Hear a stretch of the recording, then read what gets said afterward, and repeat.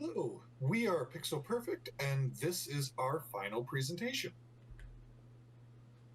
We are Pixel Perfect, a team of enthusiastic game developers with an appreciation of retro classics, so we decided to make a game in Unity. My name is Carter Chandler. My name is Ryan Davis. My name is Evan Grumald. My name is Samuel Whidden. My name is Ci Tianyan.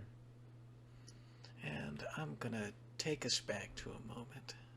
It's more our problem that we're trying to fix is a little personal, I have to say.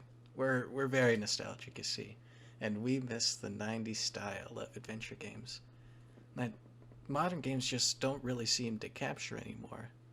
I'd love to explain it further, but I think Sam would be much better at explaining it. Could you take it over? Of course, Ryan. See, today we have gaming giants such as EA with Apex Legends, Riot Games with Valorant, and Epic Games with Fortnite. You can see Apex Legends on the left. EA has been known as a freemium, very freemium with their games, pay to win for some, such as Plants vs Zombies 2. This is not the kind of gaming that we know and love from the original 80s and 90s era video games. On the right, you can see the classic Super Mario 64. This game, like most games from that time, you pay once and you get to play the whole game. This inspired Rareware Games to create their own very inspired version of Super Mario 64 with Banjo-Kazooie.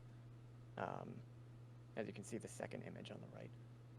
This game is very similar to Super Mario 64, and it's clearly a big inspiration. And Greg Mayles, the lead, the head honcho of Rareware Games, said explicitly that he was inspired by Super Mario 64. Nintendo was so pleased with Banjo-Kazooie that they actually asked Rareware Games to come back to make Donkey Kong 64, the third image on the right. And this game has been beloved by many.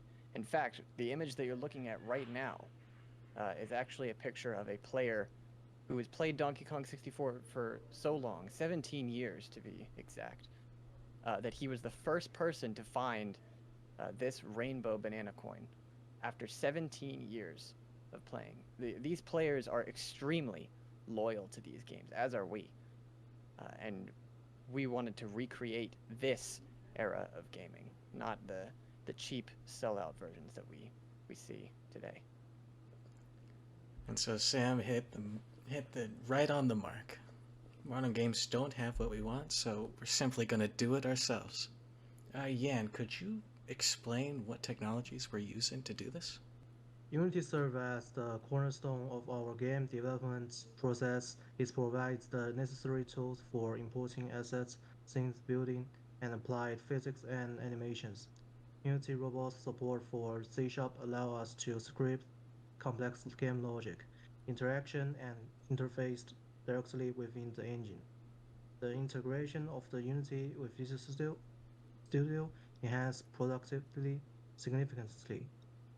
Visual Studio, as the primary IDE, offers powerful debugging tools, code completion, and project management features that are synchronized with Unity.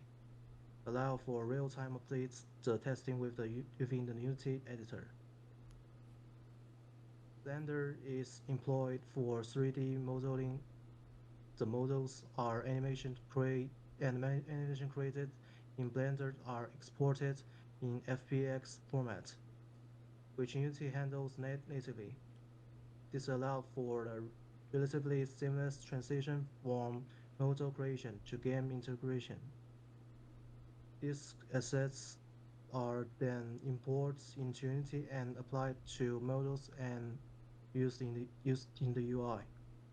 GitHub is essential for version control, it's enabled our team to collaborate effectively, managing change across various features and ensuring that different components of our project are integrated without conflict. We use branched to manage new features and fixed, merging them via pull requests, which helps in maintaining the stability of the main project. Overall, the combination of these technologies work out very well. Unity seamlessly integrates with Visual Studio and C Sharp for efficient scripting and debugging, while also supporting Blender for importing 3D models, and is compatible with GitHub and effective version control and collaboration, making it a robust platform for comprehensive game development and interactive content creation. Alright, so to talk a little bit about the overall art style of our game, because that was a very major part. Our goal is to recreate the style of a Nintendo 64 game from about 25 years ago. And that can be difficult in modern engines, but the most important thing is to use low polygon models, which is something that's not very common these days, but it's a good thing to have skill at. And we also have the game run at a lower resolution than normal to match what the N64 was capable of. Generally, it took a lot of learning to get the hang of modeling because most of us weren't very familiar with it, but Blender is very powerful and it was a useful tool to have. And now from working with it, I think we all have a better understanding. And besides the 3D models, the 2D elements were a major part as well. There's a whole art style that was partly trying to recreate the Banjo-Kazooie style, like especially with the font. But beyond that, we have a lot of our own style too, with all the orange buttons. It makes it stand out as more of a unique aspect, but still having the same general vibe as the classic games. Alright, so starting out with our demo, we've got the title screen here. You can see the rabbit, you got quit and some options to adjust if you don't want full screen or want to adjust the volume. It's all here. Yep, starting the game, we've got 3 different save files to choose from. You can delete any, it'll show you what information there is to each of the files. So you can see where you are and how many carrots you've gotten. So just picking a file here, the game will go straight into it.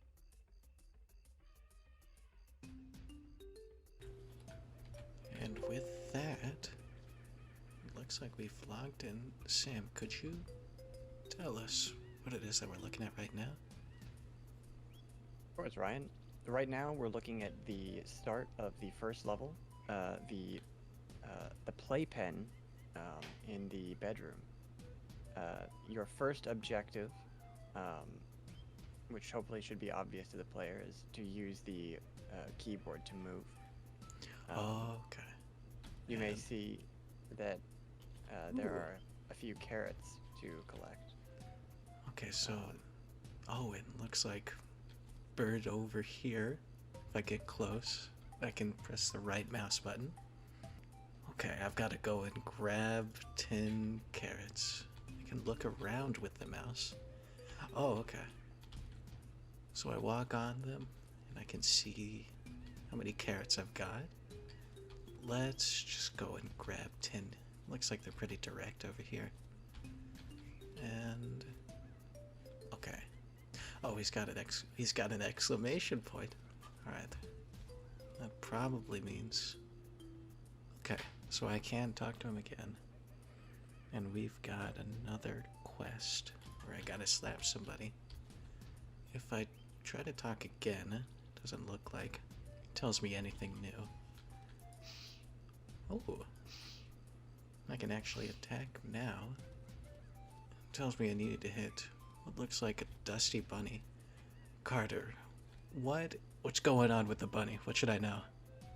Okay, so there are 2 basic types of enemies in this game. There's the 2 dust bunnies you see there, and then later on we'll see that there's a boss. And they both work in more or less the same way, which is that they have an area around which they will randomly move, and then once the player enters that area, they will start to chase the player. And if they catch up with you, they can hit you, and it will stun you for a few seconds, and you will take damage, as you can see in the top left corner. And if you go all the way down to 0, you will die and have to start the game over. Oh God. Well, Well, it looks like I got to keep my carrots. And looks like we're right back to where we started. So I can just And open so this. you can right click to attack the dust bunny, and they will take damage. In this case, you deal more damage than the dust bunny has health, so you kill the dust bunny. That's it for Perfect. combat. Huh. Okay, and he's got something else he wants to say now. And okay. So we can jump and we can really jump. Okay. I guess maybe there's some other things we want to do around here. Evan, could you show us what we're looking at in these menus here? Yeah, so to briefly show off, when you pause the game, a menu will open, has a neat little animation of sliding in. You have 4 options. You can resume, you can check your totals, you can change the options, or you can quit the game. So, Okay. yeah, quit the game, you have an option if you want to save or not, just in case you messed up. Generally, you would want to save so that when you restart, you'll still have all your progress intact. So if we Yeah, I'll do take you back to that, title screen. You it'll take us start, back. Yeah. Oh, we and got then carrots as 21 well. carrots. Okay. And if you restart, it'll be right where you left off. Back here with 21 carrots. And we're back on the jumping again. Yeah. You show the totals menu also. Oh, yes, yes, yes. Yeah, so if you go Okay. here, you can see that we have 21 carrots out of 40. The extra cabbage is something you can buy from the shop. And yeah, and then ideally you would collect everything. Wait a Both second. carrots. The shop? Wait, is this guy? Is this guy the Yeah, shop right this is here? that guy. Oh. So in the shop, you have 4 different items you can buy using the carrots that you found across the level. You can buy Okay. extra health, you can buy a heal, unlimited. You can buy the golden carrot, except not. And you can buy the upgrade ability to jump way higher. You can only Huh. 20 carrots for it. Oh, well, we do have 21. Let's give that a go. Now you've got it, you can continue I can the game. press right mouse button to exit that, but okay. Sam, how do I got that ability, but I don't really know how to use it. I'm so glad you asked, Ryan. As it turns out, you had the ability to crouch this whole time. Huh? Um, Okay. Oh. With the charge ability, you can store up a charge by crouching, which you can do by holding control while you stand still. So I press left control, and now I'm glowing red. And if you jump, you'll see that something interesting might happen. It is much higher than before. Let's see. Yes, it is. All I got to there. Okay. That's very handy. That's not the only thing you can do with charged abilities. Oh. With a charge, you can perform a charged attack. Okay. Okay. If you long jump by jumping while you're crouching. Okay. So if I moving. hold crouch, so while walking, if you press crouch and jump, and then if you attack, it gives you a much louder sound effect. I guess. Speaking of the sound effects, Ian, could you explain sort of a little bit what's going on with the sound? So for the sound, we have the background music and some sound effect like jumping sound effect and attacking sound effect and Okay. attacking sound effect. And Huh. for sound, we can choose to turn off or turn on. Okay. And so how does it... Okay. That's very nice. I guess we've stalled for enough time now. I guess we should probably do what the bird asked us to and break the glass. Okay. Oh, okay. What is this? Well, Ryan, this is Cuddles. He wants to kill you. Well. You can attack him normally if you'd like. Okay. With the abilities that you've accrued. I guess I've got no choice but to attack Cuddles. Usually one attack would do the trick. Oh, that's gonna be the end of our demo. Thank you for taking the time out of your day to view our product, and we'll see you later.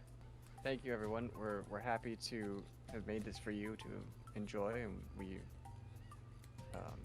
Thank you so much for playing our game.